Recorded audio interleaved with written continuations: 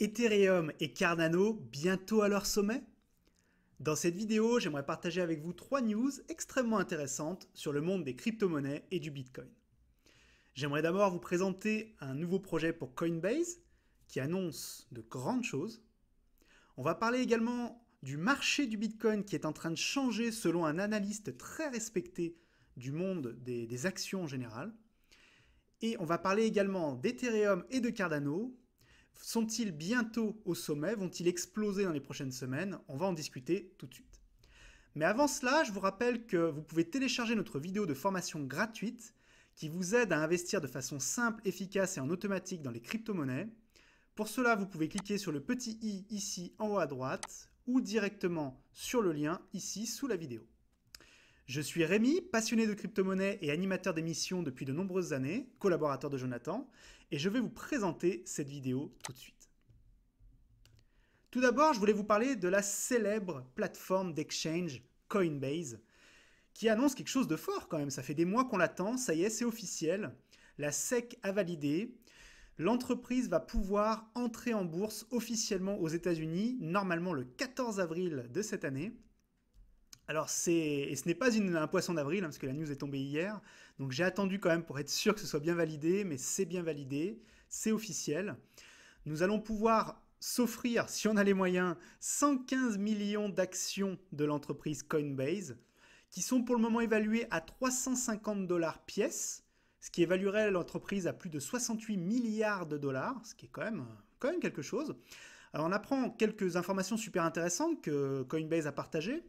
Ils en sont aujourd'hui à 43 millions d'utilisateurs sur la plateforme, donc qui utilisent la plateforme pour faire du trading, acheter, vendre des crypto-monnaies, dans plus de 100 pays. Alors ils nous annoncent quand même quelques points intéressants aussi sur le potentiel risque. Pour eux, le risque le plus gros pour leur entreprise, c'est la volatilité du Bitcoin. Alors là-dessus, on sera, je pense, assez tous d'accord. Je pense pas que ce soit le seul risque, mais en tout cas c'est le risque qu'ils mettent en avant. Il y a bien sûr le risque de la concurrence. Ils ne sont pas seuls sur le marché, vous le savez bien, nous le savons bien. Mais en tout cas, je pense que c'est une très bonne nouvelle et j'aimerais bien savoir si vous comptez trouver moyen d'investir dans cette boîte. Si vous allez le faire, comment? Est-ce que vous allez vous offrir un petit bout, ou un gros bout d'ailleurs, de Coinbase? Ça m'intéresse de savoir. Bref. C'est prévu pour le 14 avril, je vous tiendrai informé de l'évolution. On verra si le cours arrive à se maintenir, ce que ça donne. Moi, évidemment, je pense que c'est super intéressant, que c'est une très belle boîte. Si vous aimez la technologie, si vous croyez aux crypto, c'est évidemment, à mon avis, une bonne opportunité. Après, je ne fais pas de conseils en investissement. Autre point intéressant que je voulais partager avec vous aujourd'hui, c'est un analyste très reconnu des marchés financiers de chez JP Morgan, donc pas n'importe qui s'appelle Philippe Gradwell, qui a fait une étude assez complète sur le marché du Bitcoin, le BTC spécifiquement, et il nous a donné deux informations très très intéressantes. Pour lui, il y a deux changements importants dans les derniers mois qui ont eu lieu sur le marché du Bitcoin, qu'on n'a pas forcément relevé, mais lui, il a sorti des chiffres précis sur le sujet. Premièrement, c'est que la demande, même à des prix très élevés, est forte, ce qui n'était pas forcément le cas lors des précédents bull runs, en tout cas un peu moins. Et deuxièmement, il y a une chose qui a changé radicalement. Il nous explique que la plupart des whales et des gens qui holdaient le Bitcoin le font plus que d'habitude. C'est-à-dire que d'après lui, d'après les chiffres qu'il a sortis ici, lors des précédents bull runs, les gens qui holdaient, donc qui gardaient du Bitcoin, en gardaient bien sûr, mais en vendaient plus que les fois précédentes. Là, il montre par les preuves et par les chiffres que les gens gardent plus leur crypto, leur Bitcoin principalement, et même continuent d'en acheter, même quand les prix ont été très élevés. Donc d'après lui, cela signifie deux choses. La première, c'est que les gens ont toujours grande confiance au Bitcoin. La deuxième, c'est qu'ils sont même prêts à acheter très cher pour pouvoir continuer d'alimenter le bull run. Et donc ça pose une question intéressante, c'est que d'après lui, grâce à ça, il y a moins de volatilité sur le marché. Alors, il faut mettre ça entre guillemets quand même. On parle de quelques semaines seulement. Il va falloir voir comment ça va durer sur le temps. Mais effectivement, d'après lui en tout cas, pour le moment, on est dans un range entre 50 000 et 60 000 qui a l'air de se maintenir, ce qui était un peu moins le cas dans les bull runs précédents. Donc on va suivre ça avec intérêt, je vous tiendrai informé bien sûr dans les prochaines vidéos. J'aimerais bien votre avis à ce sujet. En tout cas, cette annonce est super intéressante, ces chiffres sont très intéressants.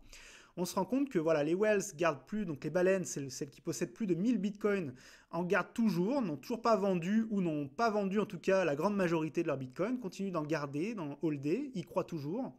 Et même ceux qui ont acheté cher continuent de croire que ça va encore augmenter, donc évidemment ça alimente le marché dans le bon sens. À suivre avec beaucoup d'intérêt. Et enfin, je voulais vous parler d'un sujet qui est très intéressant et qui, je pense, va faire un petit peu débat, et j'aimerais qu'on arrive à créer ce débat dans les commentaires.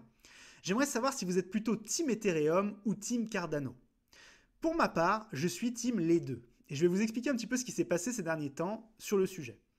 Tout d'abord, je voulais vous parler de Mark Cuban. Mark Cuban, c'est un milliardaire américain que je suis depuis de nombreuses années, qui est le propriétaire des Dallas Mavericks, une équipe de football américain, mais qui a également investi dans des centaines d'entreprises et qui était connu pour être un pourfendeur du Bitcoin.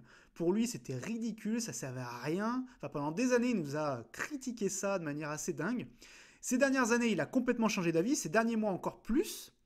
Et il explique, là, récemment, qu'aujourd'hui, son portefeuille, c'est 60% Bitcoin, 30% Ethereum et 10% de quelques autres crypto-monnaies dont il n'a pas dévoilé le nom encore. Et il explique qu'il y a deux raisons à cela. Pour lui, la première, c'est que au début, quand on lui a présenté le Bitcoin, on lui a présenté comme une nouvelle monnaie qui allait remplacer le dollar, remplacer l'euro, etc. Et il n'y croyait pas du tout. Maintenant, d'après lui, il a compris que c'était plutôt quelque chose qui pouvait remplacer l'or, ou en tout cas être une meilleure manière que l'or de stocker son argent. La deuxième chose qui lui a fait changer d'avis, c'est que le système des smart contracts est pour lui complètement dingue. Les contrats intelligents, c'est génial, c'est ce qui a permis de créer la finance décentralisée, et les NFT qu'il adore, puisqu'il fait partie aujourd'hui de plusieurs groupes autour du NFT. Quand tu possèdes un club de football américain, tu es intéressé par ça, puisqu'on sait qu'il y a de plus en plus de jeux qui sont en train de se créer autour du sport, basés sur notamment les cartes NFT, les cartes digitales sur les sports. Donc il explique que c'est ce qui pour lui a changé le jeu, ce qui pour lui a changé les choses et l'a rendu excité sur le sujet, c'est pour ça que maintenant il trouve ça génial. Alors bien sûr, moi j'adore Ethereum, je pense que c'est un super sujet, c'est un super projet, c'est quelque chose qui est lourd, qui est solide. Il y a des gros problèmes actuellement de congestion, vous le savez, on le sait tous, c'est le gros problème d'Ethereum. Comment dans les prochains mois et dans les prochaines années on va réussir à dépasser ce problème, ou pas d'ailleurs. Et bien entendu, dans le même temps, Cardano lance les grands moyens. Cardano, vous savez, c'est le concurrent, on l'appelle depuis longtemps l'Ethereum Killer, c'est l'entreprise la crypto qui cherche à prendre la place de l'Ethereum. Et là, ce mois-ci, il va y avoir quelque chose de très important qui va avoir lieu. Ils vont faire les premiers tests sur les smart contracts sur Cardano.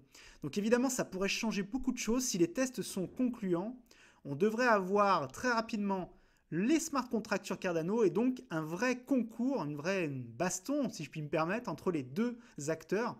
J'ai hâte de voir ça. J'aimerais bien savoir ce que vous en pensez, vous, de votre côté. Dites-moi en commentaire. Est-ce que vous êtes Team Ethereum? Est-ce que vous êtes Team Cardano? Est-ce que vous êtes Team autre chose dans les smart contracts? Dites-nous, faisons un débat, mettons en avant les points forts, les points faibles et discutons-en. J'espère que cette vidéo vous a plu. Si c'est le cas, n'hésitez pas à mettre un pouce bleu, c'est important, et à partager au maximum autour de vous. Je vous rappelle également, vous pouvez télécharger notre vidéo de formation gratuite qui vous aide donc à investir dans les crypto-monnaies de façon simple, efficace et en automatique. Pour cela, il vous suffit de cliquer sur le petit ici en haut à droite ou directement sur le lien dans la description. Nous vous enverrons ça directement par mail. C'était Rémi, je suis très content d'avoir fait cette vidéo et je vous dis à très vite.